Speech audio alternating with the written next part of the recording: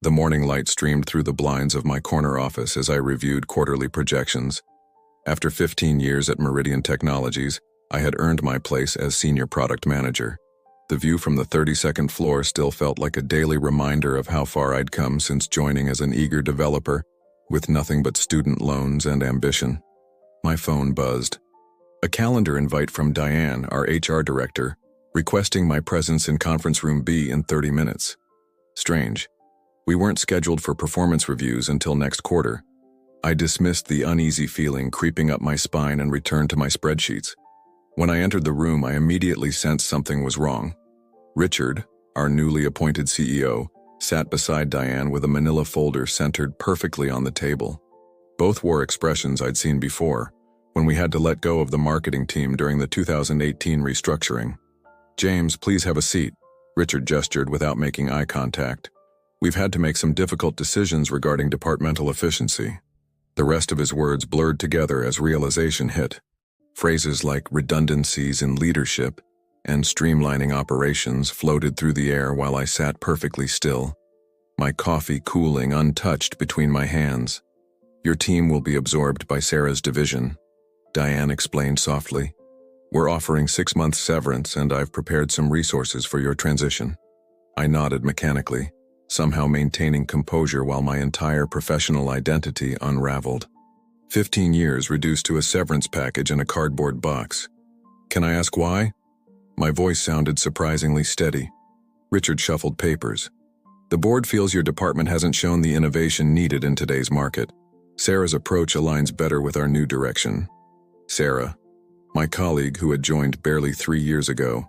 The same Sarah who had expanded on my original platform design, the one I'd been pushing to develop further before budget cuts last year. "I understand," I said, though I didn't. "When do you need me to clear out?" "End of day would be appreciated," Diane replied, sliding a document toward me. "We'll need your signature here." On autopilot, I signed where indicated, shook their hands firmly, and walked back to my office with practiced dignity. My team watched with confused expressions as I began packing personal items. News travels fast in open floor plans. Marcus, my lead developer, appeared in my doorway. "Is it true?" "Afraid so," I replied, carefully wrapping the clay pencil holder my daughter had made in 4th grade. "Sarah will be your new director effective tomorrow." "That's bullshit," he whispered. "Your platform design was revolutionary. They're just repackaging your ideas." I appreciated his loyalty, but the truth stung worse. Maybe I wasn't loud enough about it. By late afternoon, I'd said my goodbyes, handed over access codes, and walked through the lobby for the last time. The security guard, Ron, who had checked me in every morning for over a decade, looked away awkwardly as I surrendered my badge. The subway ride home felt surreal. Rush hour crowds pressed around me, everyone rushing somewhere important. I clutched my box of belongings, suddenly untethered from the routine that had defined my life. My phone buzzed with messages from colleagues expressing shock and offering connections. I couldn't bring myself to read them. Home felt different that evening. Quieter, emptier, despite nothing physically changing. My wife found me sitting in darkness in our kitchen, still in my suit, staring at nothing. "James?" She switched on the light. "What happened?" When I finally told her, she held me while I did something I hadn't done since my father's funeral. I broke down completely. Years of delayed emotion crashed through the professional facade I'd maintained all day. We sat on the kitchen floor until midnight, talking through options, fears, and what comes next. Before falling into exhausted sleep, I checked my email one last time. Among the sympathetic messages from colleagues was one from an unfamiliar address, an invitation to coffee from the founder of Apex Solutions, a competing firm I'd met briefly at last year's tech conference. "Heard what happened at Meridian. Their loss. Let's talk." I closed my laptop and turned off the light. Tomorrow would be the first day in 15 years I wouldn't be heading to Meridian Technologies. I didn't know yet if that was a tragedy or an opportunity. I met David Chen from Apex Solutions at a small coffee shop 3 blocks from my former office. Selecting this location wasn't accidental on his part. He wanted me to feel the proximity of what I'd lost while offering an alternative. Smart move. "The platform architecture you developed at Meridian was brilliant," David said, stirring his Americano. Their quarterly reports show significant revenue growth directly linked to your system.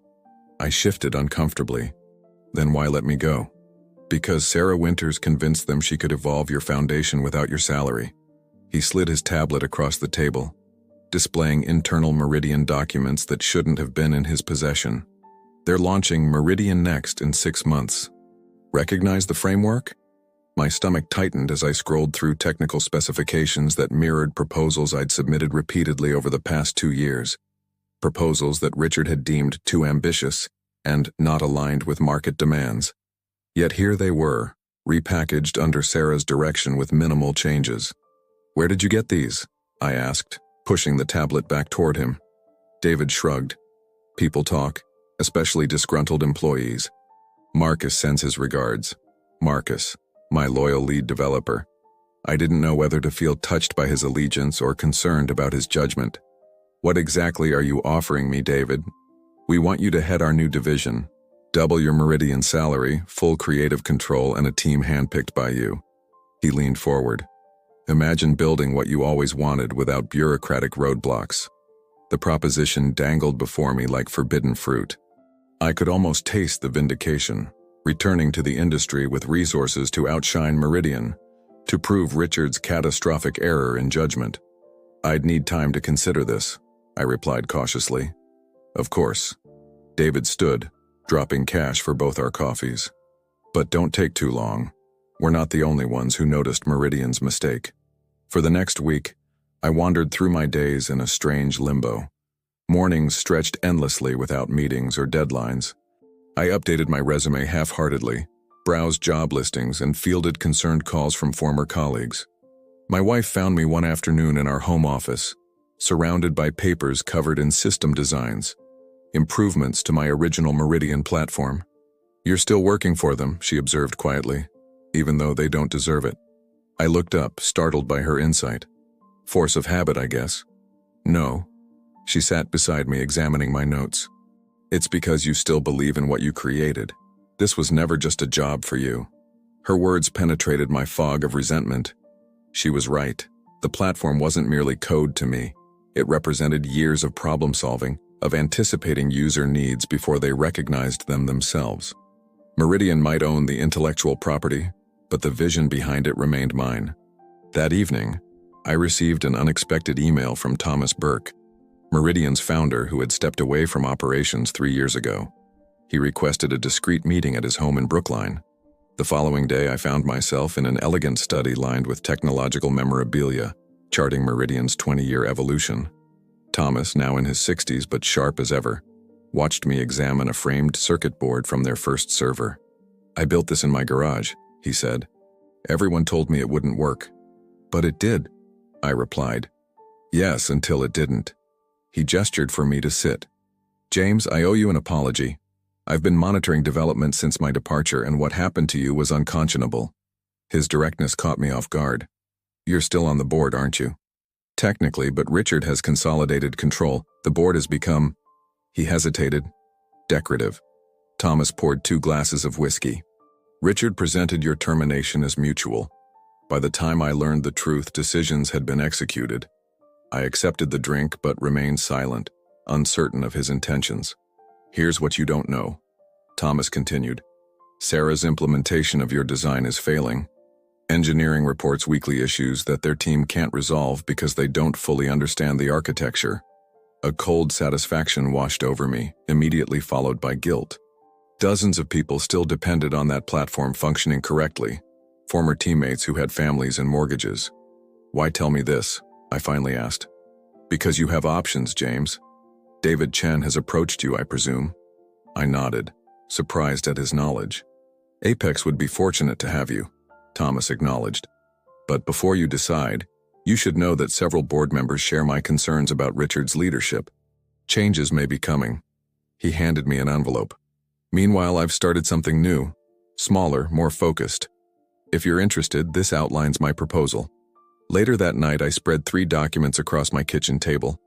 David's offer from Apex, Thomas's proposal, and a half-finished application for a tech director position at a promising startup across town. Each path offered different forms of redemption, but all required me to definitively close the door on 15 years at Meridian.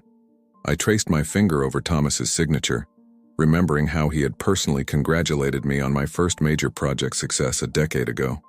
"You see problems differently," he had said. "That's rare." My phone buzzed with a text from Marcus.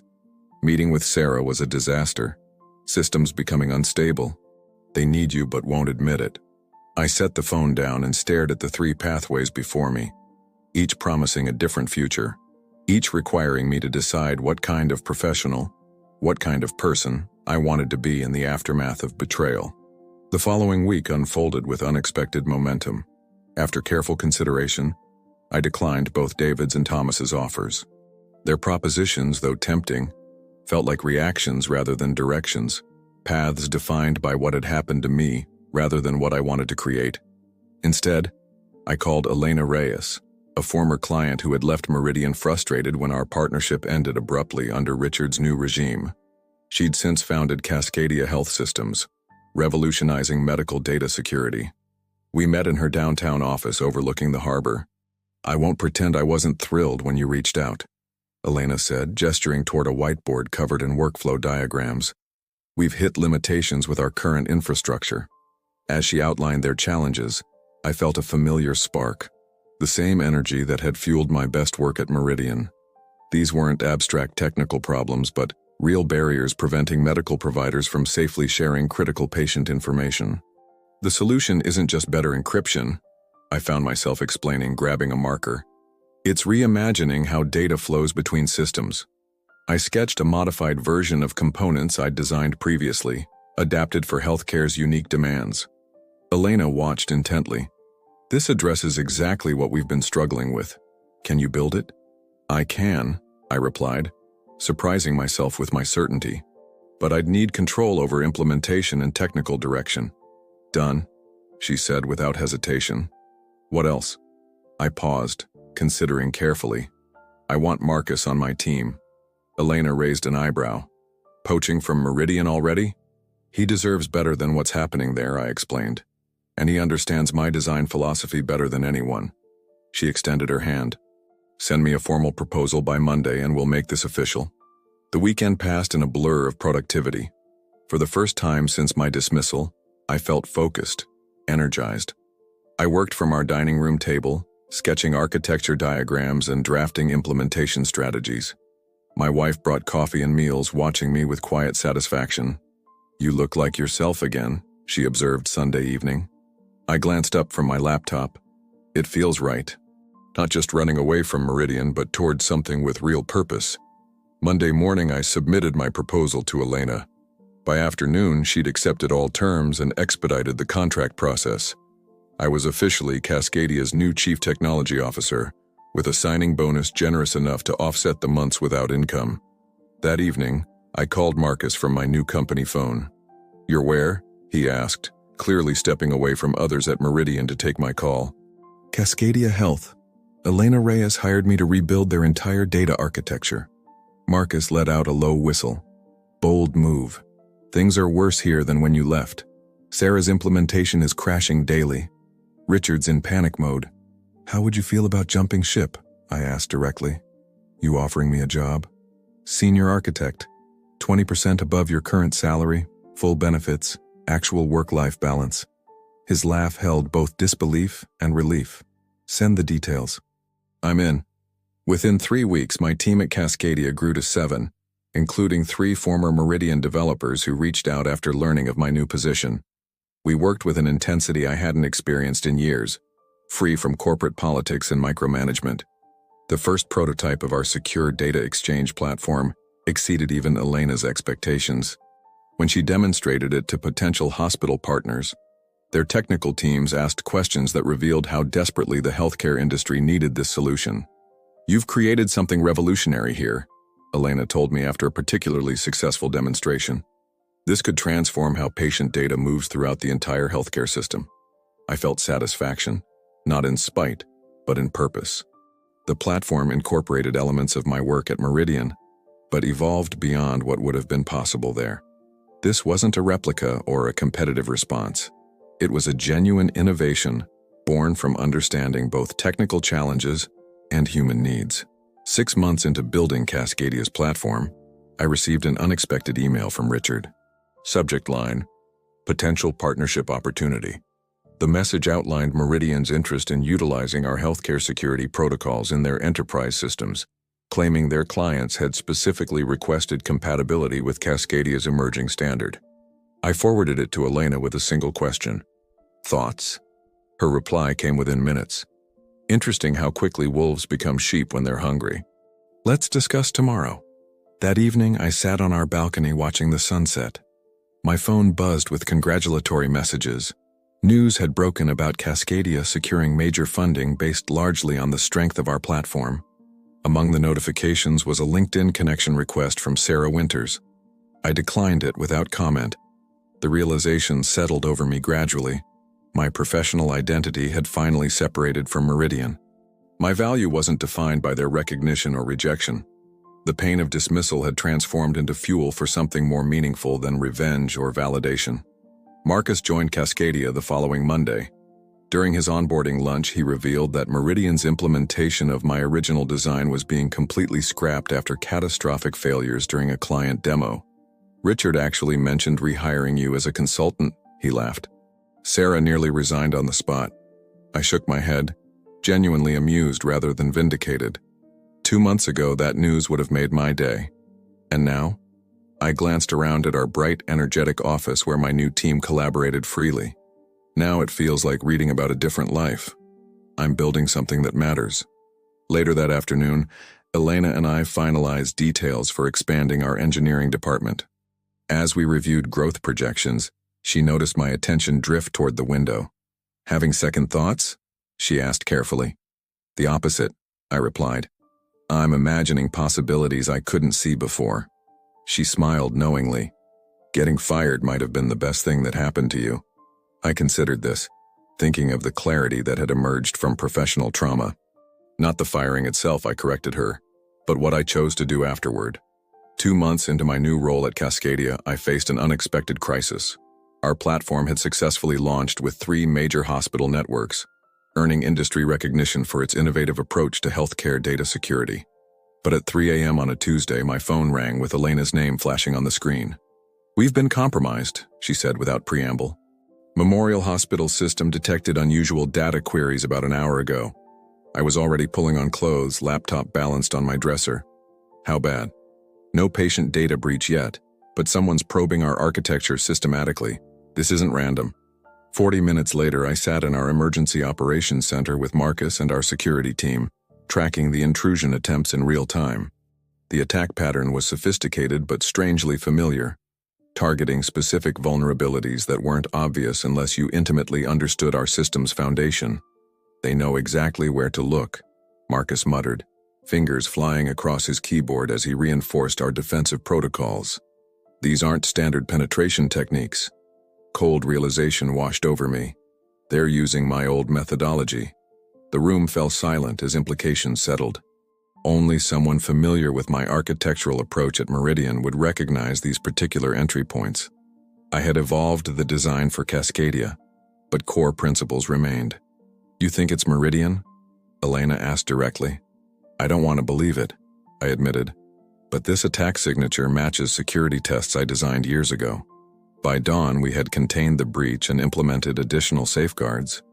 No sensitive data had been compromised, but the attempt had come disturbingly close. As team members dispersed for a few hours rest before our emergency client briefing, Elena gestured for me to stay. If Meridian is behind this, we have grounds for serious legal action, she said once we were alone. Corporate espionage, attempted data theft. We need proof, I interrupted. This could just be someone who worked with me previously. Elena studied me carefully. You're protecting them, why? After what they did to you? I stared at the screens displaying our system's architecture, the culmination of everything I'd learned over my career, including 15 years at Meridian. I'm not protecting them. I'm protecting what I built. Going public with accusations means exposing our own security details. She nodded slowly. Fair point. But we need to address this directly. The next morning, bleary-eyed from minimal sleep, I drafted a careful email to Thomas Burke. No accusations, just technical information about the attack pattern with a question. Had anyone at Meridian lost control of their security testing protocols? His response came within hours, requesting an immediate video call. James, his face appeared grave on my screen. I've investigated your concerns. The attack originated from within Meridian. Despite suspecting this, confirmation hit hard. Authorized or rogue? Thomas hesitated. That's complicated. Richard established a competitive analysis team last month focused on reverse engineering successful platforms, including yours. But this approach crossed every ethical and legal boundary. Who led the team? I already knew the answer. Sarah Winters.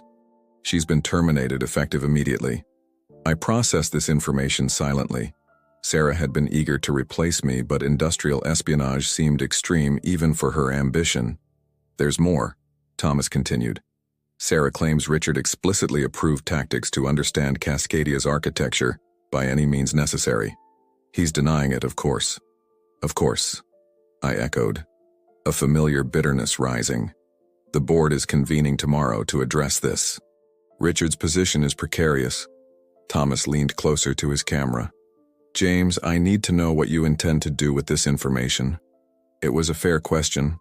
I held leverage that could potentially destroy Meridian, the company that had shaped my professional identity before discarding me. Part of me wanted to watch Richard face consequences for his ruthless approach to leadership, but another part recognized the collateral damage. Hundreds of employees, former colleagues and friends would suffer if Meridian imploded from scandal. I need to discuss this with Elena, I replied honestly. Cascadia's interests come first now. After ending the call, I sat alone in my office, watching afternoon sunlight create patterns across my desk. The trajectory of my career had taken another unexpected turn. Once again, I faced choices about who I wanted to be in response to circumstances beyond my control. Elena joined me an hour later after I'd briefed her on Thomas's revelations. Rather than the righteous anger I'd expected, she appeared contemplative. You know what's ironic? She finally said. If you were still at Meridian, this never would have happened. Your ethical boundaries were what made their systems trustworthy. I hadn't considered that perspective. What do you think we should do? She surprised me with her answer. I think we should offer them help. Help? I couldn't hide my disbelief. They tried to hack us, and failed because your architecture is superior, she countered. Now they're in crisis. The healthcare industry needs secure data systems regardless of who builds them. This is an opportunity to establish industry standards, with Cascadia leading. Her strategic vision extended beyond competitive advantage or personal vindication. It embodied precisely why I'd chosen to join her company instead of pursuing revenge. You want to propose a partnership after this? A limited one, with stringent terms? Elena smiled shrewdly. Including your direct oversight of implementation. You'd essentially be consulting for the company that fired you, but on your terms.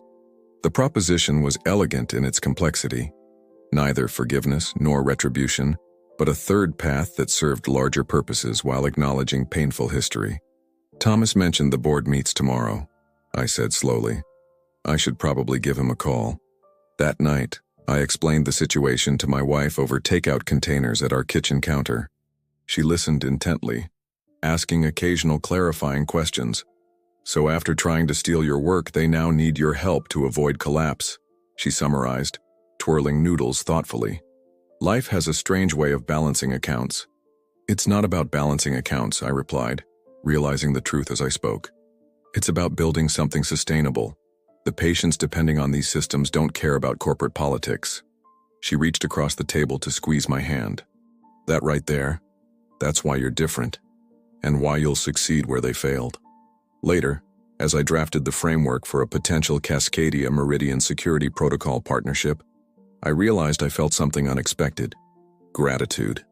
Not for being fired or the subsequent challenges, but for the clarity that emerged from navigating them. My professional value wasn't defined by a single company's recognition or rejection. It existed in the integrity of what I built and how I chose to build it. Meridian's board accepted our proposal with surprising humility. 2 weeks later, I found myself walking through the familiar lobby of my former workplace, visitor badge clipped to my jacket. Ron, the security guard, did a double take, then broke into a wide grin. Well, I'll be damned, he said, abandoning protocol to shake my hand warmly. "Never thought I'd see you back here." "Makes two of us," I replied, signing the visitor log while noting how strange it felt to register as a guest in a building I'd once accessed without thought. The elevator ride to the executive floor gave me moments to center myself. I'd insisted Marcus join these discussions, both for his technical expertise and as a witness to whatever transpired. He stood beside me now, tension evident in his posture. "Weird being back?" he asked. "Like visiting your childhood home after someone else moved in," I admitted. "Familiar but not yours anymore." The conference room held an awkward assembly. Thomas Burke, 3 board members, Richard looking distinctly uncomfortable, and several senior developers I'd once managed. Conspicuously absent was Sarah Winters. James, Marcus, Thomas stepped forward to greet us. "Thank you for coming. Your willingness to collaborate despite recent events demonstrates exceptional professionalism." Richard remained seated, offering only a curt nod. His diminished demeanor contrasted sharply with the confident executive who had dismissed me months before. As Elena's designated representatives, Marcus and I presented Cascadia's proposed framework for secure healthcare data protocols, a limited partnership allowing Meridian to implement compatible systems while maintaining clear boundaries between our organizations. These specifications preserve proprietary elements of both platforms while establishing necessary security standards, I explained, conscious of delivering this presentation in the same room where I'd pitched countless ideas previously. Patient data protection transcends corporate competition. One of the developers, Anna, who had declined my offer to join Cascadia, raised her hand. This integration would require restructuring our entire approach. "The system we built on Sarah's specifications simply won't support these protocols." Richard shifted uncomfortably as all eyes turned to him. The system failure was his responsibility ultimately, a fact now publicly acknowledged in this room. "That's why implementation will happen in phases," Marcus explained. "Starting with critical security components, then expanding toward full compatibility." "And who would oversee this implementation?" Richard finally spoke, his tone carefully neutral. "James would consult on architecture," Thomas replied before I could, "with regular progress reviews by joint teams from both companies." The implications settled heavily. I would temporarily hold influence over the company that had dismissed me. Richard's jaw tightened visibly. "This arrangement would be strictly professional," I added, addressing the unspoken tension. "The goal is functional compatibility, not corporate restructuring." After 2 hours of technical discussions, we reached preliminary agreement. As others filed out for a scheduled break, Richard approached me privately. "I underestimated you," he said without preamble, "both your value to Meridian and your response to dismissal." The acknowledgement, not quite an apology, caught me off guard. I studied his face, noting new stress lines around his eyes. "Your board seems to share that assessment." He glanced toward Thomas, engaged in conversation across the room. "My position is under review. Thomas may resume operational control temporarily." Understanding dawned. This partnership wasn't just about technical compatibility. It was Richard's last chance to demonstrate adaptability to the board.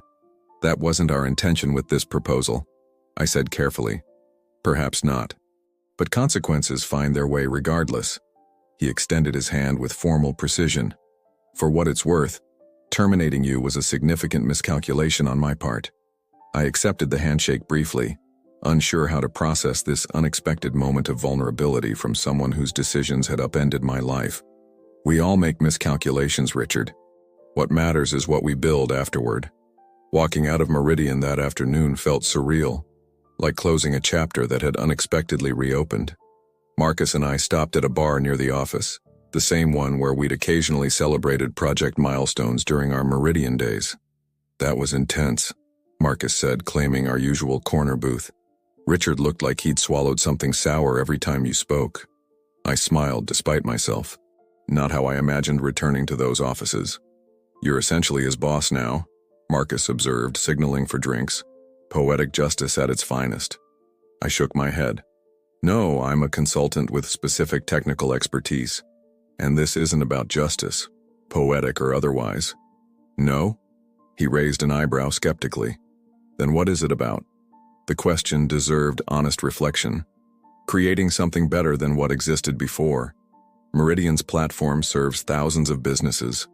Cascadia serves patients. This partnership means both function more securely. Marcus studied me thoughtfully. You've changed. 6 months ago, you would have wanted Richard's head on a pike. 6 months ago, I defined myself by Meridian's validation, I conceded. That was the real miscalculation. Later that evening, Elena called for my assessment of the meeting. After discussing technical details, she asked the question that really mattered. How did it feel being back there? Truthfully, I considered this while watching darkness settle over the city from my home office window. Less significant than I expected, like visiting a former battlefield after the war ends. No lingering desire for conquest? She pressed. The terms we negotiated are more valuable than any revenge could be, I replied. We're establishing Cascadia as the security standard while helping Meridian recover from poor decisions. Everyone's systems improve, including yours, she noted perceptively. You sound at peace. Peace wasn't quite the right word. What I felt was clarity, about priorities, about purpose, about moving forward without being defined by past wounds. Over the following weeks, I split my time between Cascadia's expanding operations and consulting sessions at Meridian. The partnership implementation progressed steadily, though not without challenges. Some Meridian developers resisted changes, viewing our involvement as tacit criticism of their work. During one particularly tense technical review, a young programmer named Devin openly challenged my architectural recommendations. With all due respect, he said, frustration evident, these changes undermine months of our work. It feels like we're abandoning our approach to adopt Cascadia's. The room fell silent, other team members watching nervously for my reaction. 6 months earlier, I might have responded defensively, using this opportunity to emphasize Meridian's mistakes. Instead, I recognized something familiar in Devin's resistance. The same pride I'd once felt in my own creations. You're right about one thing, I acknowledged. These changes significantly alter your current implementation, but they're not about replacing your work with ours. I moved to the whiteboard, sketching the integrated system design. Show me which components you developed. I handed him the marker. Surprised by this approach, Devin highlighted several key functions within the architecture. These elements are actually incorporated intact, I explained. What's changing is how they connect to the broader ecosystem, making everything more secure while preserving your core innovations. Devin studied the diagram, professional interest gradually replacing defensiveness. So our transaction processing model remains fundamentally the same? Not only remains, but becomes an essential component of the integrated system, I confirmed. Different doesn't always mean replacement. As the meeting concluded, Thomas pulled me aside with an appreciative nod. That was skillfully handled. Devin was Sarah's protege. He expected you to dismiss his concerns. I shrugged. Technical challenges require technical solutions, not personal ones. Walking through Meridian's offices that afternoon, I realized something profound had shifted. I no longer felt like a visitor in hostile territory or a returning conqueror. This was simply a workplace where I once belonged and now consulted. A space where my professional expertise held value separate from my employment status. My phone buzzed with a message from Elena. Board-approved full implementation schedule. Congratulations on making the impossible practical. I smiled at her characterization. The truly impossible feat wasn't the technical integration, but the personal one. Learning to value my own capabilities independently of external validation or rejection. 1 year after my unexpected termination, I stood at a podium addressing the National Healthcare Technology Summit. The ballroom held hundreds of industry leaders, including representatives from both Cascadia and Meridian, seated at neighboring tables. A visual representation of the collaboration few had believed possible. The secure healthcare data exchange protocol we're introducing today wasn't born from a single company's vision, I explained, gesturing toward the platform demonstration on screen. It emerged from crisis, contradiction, and ultimately collaboration. From my vantage point, I could see Elena beaming proudly from the Cascadia table. Beside her sat Marcus, now our chief security officer, deep in conversation with Devin, who had ultimately transferred to our team 3 months into the partnership implementation. At the Meridian table sat Thomas Burke, who had indeed resumed operational leadership after Richard's resignation. Richard himself had departed for a startup across the country, a detail I'd learned through industry newsletters rather than personal connection. When healthcare systems communicate securely, patients receive better care. When technology companies collaborate on security standards, innovation accelerates without compromising privacy. I concluded my presentation to enthusiastic applause. The protocol documentation is available to all participating organizations starting today. During the reception that followed, I found myself approached by a woman I didn't recognize, her conference badge identifying her as Dr. Naomi Chen, Chief Medical Officer for the largest hospital network in the Pacific Northwest. "Your protocol saved my patient's life last week," she said without preamble. I blinked, surprised by this direct connection. "I'm sorry." "A trauma case, car accident victim unconscious on arrival," she explained. "Your system allowed immediate, secure access to her complete medical history from 3 different healthcare providers simultaneously.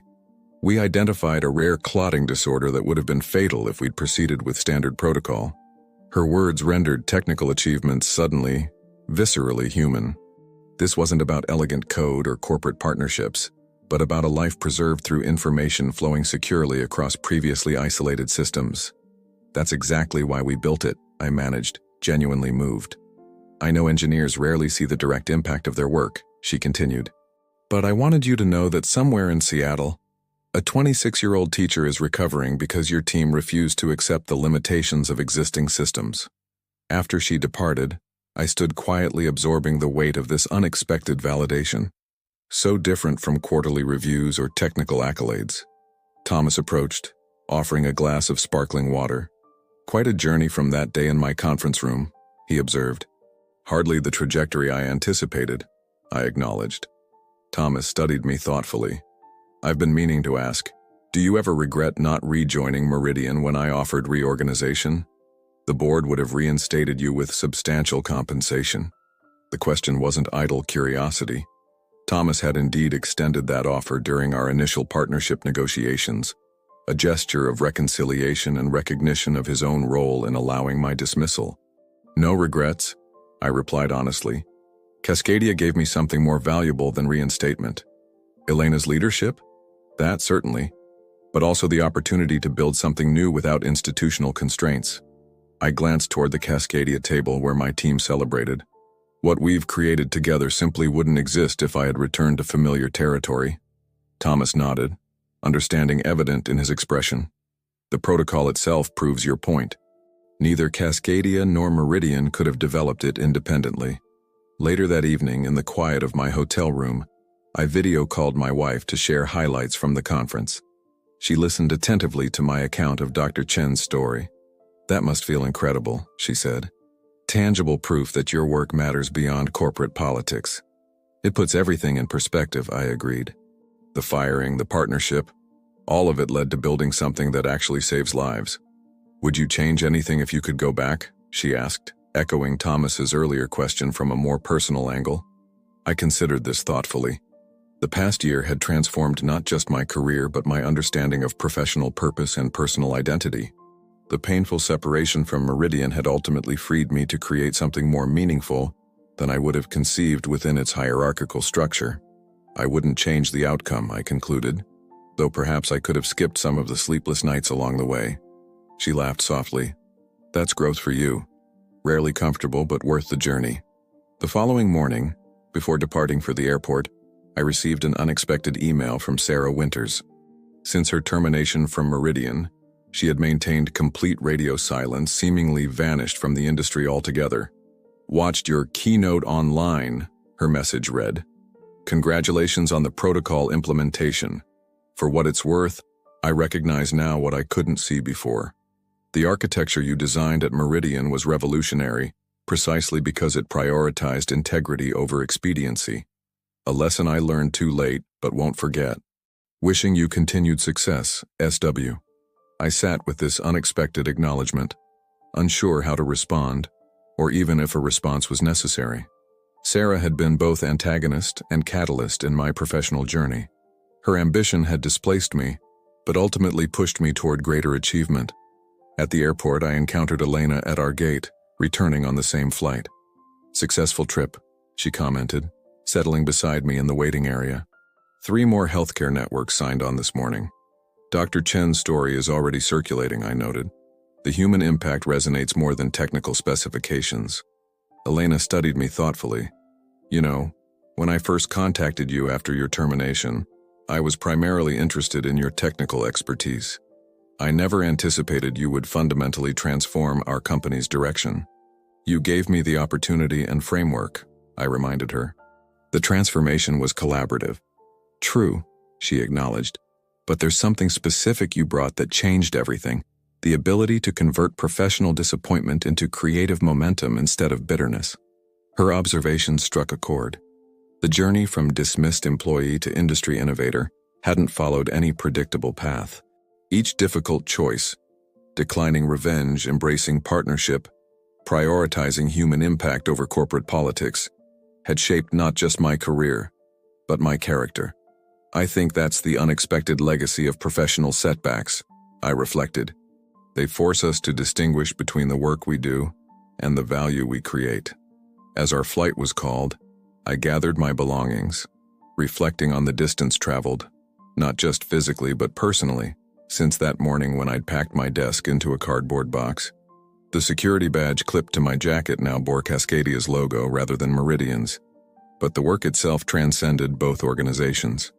What began as professional crisis had evolved into something I never could have designed intentionally, a career defined not by a single company's validation, but by the integrity of building systems that served genuine human needs. The experience had taught me that sometimes the most significant achievements emerge not from seamless advancement, but from navigating the unexpected gaps where we're forced to reimagine both our work and ourselves.